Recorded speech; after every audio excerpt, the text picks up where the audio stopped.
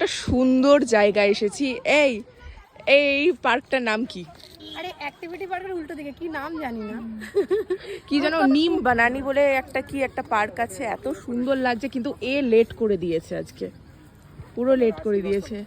একটু তাড়াতাড়ি আসলে ভালো হতো, এখন অন্ধকার অন্ধকার নেমেছে। আমরা বেসিক্যালি এসেছি রাম মন্দিরটা দেখার জন্য, নিউ টাউনে যে রাম মন্দিরটা হয়েছে, তো তোমাদের সাথেও শেয়ার করব। আগে এই জায়গাটা ঘুরে নিই, দারুণ লাগছে।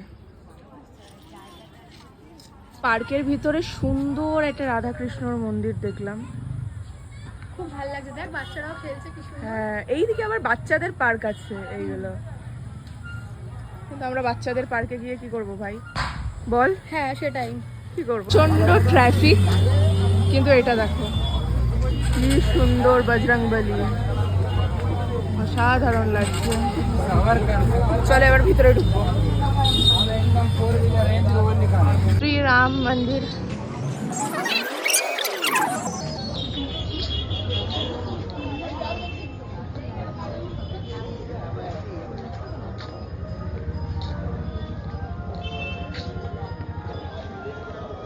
থেকে ঘুরে আসার পর এইদিকে কত বড় ভোলে বাবা, দেখো কত বড় মূর্তিগুলো, জাস্ট অসাধারণ বানিয়েছে। এবার আমরা এর ভেতরে ঢুকছি। এটা কি লেখা আছে বলতো? হরে হরে কা সাহারা। হরে কা সাহারা। চলো ভেতরে ঢুকি। মন্দিরটা কিন্তু দারুণ বানিয়েছে বল, খুব সুন্দর বানিয়েছে, খুব সুন্দর বানিয়েছে। দেখো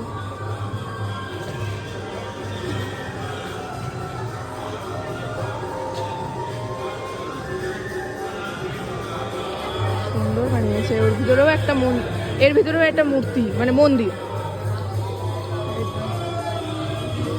আরতি হচ্ছে।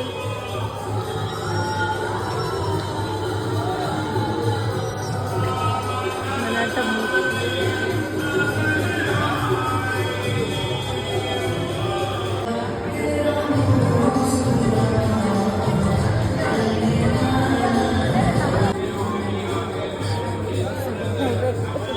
চল